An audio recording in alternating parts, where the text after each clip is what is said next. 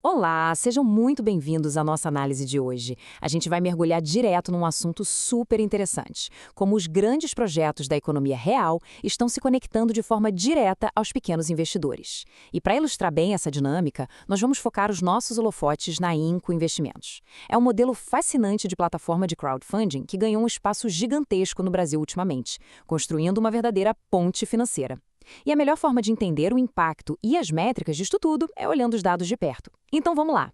Para organizar o nosso bate-papo, a gente vai seguir esse roteiro bem direto.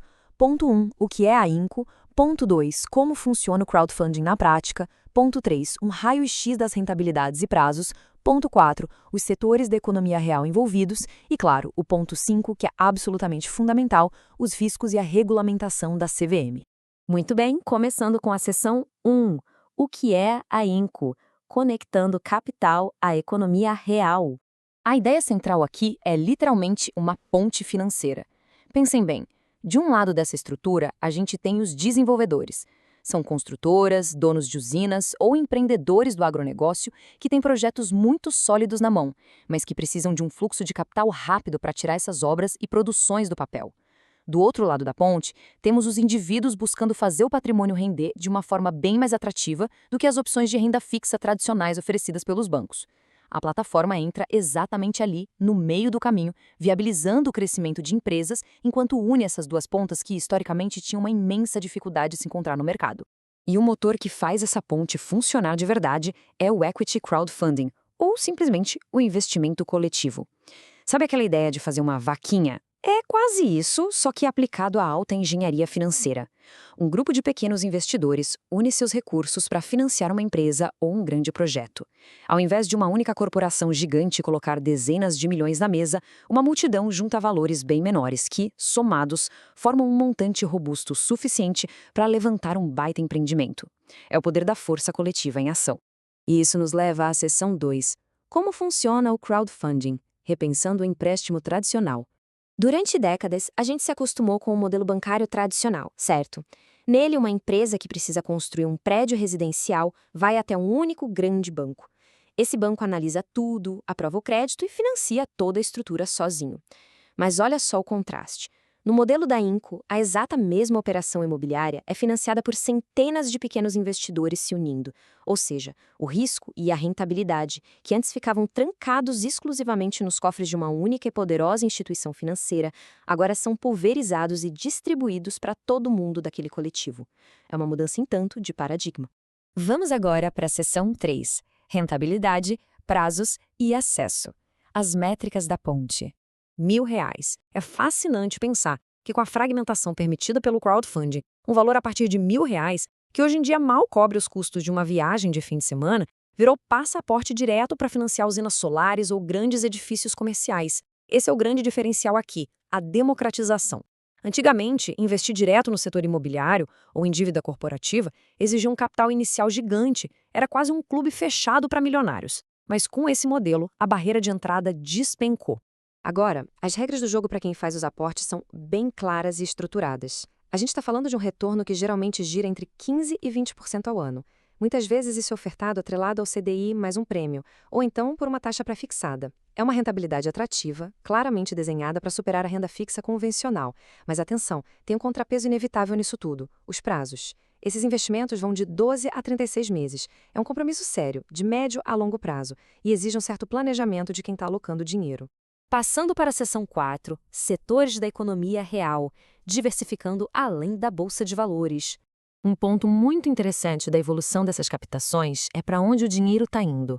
No começo, as plataformas desse nicho focavam quase 100% na construção civil, mas a economia se sofisticou. Hoje a gente nota uma diversificação super palpável, dividida de um jeito bem equilibrado. Temos fatias direcionadas para os projetos imobiliários, energia solar, agronegócio e o setor corporativo. O capital coletivo agora não levanta só tijolos, ele alimenta diversas engrenagens da força de produção do país. Só para detalhar um pouco mais e dar mais cor a isso, no mundo físico, os projetos imobiliários englobam aquela rotina clássica de incorporação e construção de edifícios. Já na parte de energia solar, a grana vai para financiar aquelas imensas usinas fotovoltaicas sustentáveis, uma demanda fortíssima de infraestrutura hoje em dia. No agronegócio, o aporte permite desde a antecipação de recebíveis até o fomento para expandir a próxima grande safra. E por último, o setor corporativo capta dinheiro para capital de giro, dando fôlego para que empresas saudáveis possam crescer. É literalmente o capital irrigando a base da nossa economia real. Chegando agora na nossa última e absolutamente crucial seção 5, riscos e regulamentação CVM, proteções e perigos. Tudo isso soa extremamente atrativo, claro, mas seria irresponsabilidade da nossa parte falar de rentabilidade sem dissecar os riscos. Primeiro, quem dita as regras do jogo? Plataformas de crowdfunding no Brasil atuam de forma estrita sobre a regulamentação da CVM, mais especificamente sobre a Resolução 88.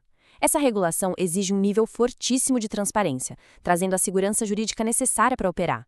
Só que a gente precisa separar as coisas. Segurança jurídica da plataforma não significa de jeito nenhum ausência de risco na operação financeira em si, tá? E é aqui que os perigos práticos entram na mesa de forma imparcial. O principal alerta é o risco de crédito, a temida inadimplência.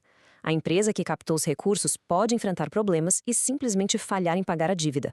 O segundo ponto crítico é a baixíssima liquidez. Como não existe um mercado secundário ativo para você revender sua parte na hora do aperto, o capital permanece totalmente retido até o encerramento do contrato. E sobre as garantias, sim, os projetos têm aval de sócios, travas de recebíveis ou imóveis, mas é bom deixar super claro, essas garantias mitigam o risco, elas de forma alguma eliminam esse risco. Resumindo a ópera, a avaliação consolidada é que esse modelo fornece sim um acesso inovador a taxas agressivas para quem quer diversificar o patrimônio fora do mercado de capitais convencional, como a bolsa de valores ou o tesouro direto. Mas, por conta da retenção de liquidez e do risco de crédito, os especialistas são unânimes. Isso precisa ser tratado como uma parcela de risco dentro de um portfólio de investimentos, exigindo bastante cautela. O que nos deixa com essa grande provocação final, com os obstáculos práticos relacionados à retenção do dinheiro e ao risco de crédito que nós já mapeamos, mas equilibrando isso com a chance de financiar empreendimentos gigantes no Brasil, recebendo juros atrativos. Afinal, a rentabilidade da economia real tem espaço na sua carteira de investimentos? Não existe resposta certa ou errada. A decisão passa pelo perfil de risco de cada um. É sem dúvida um mecanismo financeiro fascinante que mudou as regras do jogo. A gente espera que essa nossa análise tenha sido super útil para clarificar esses conceitos. Um grande abraço e até a próxima.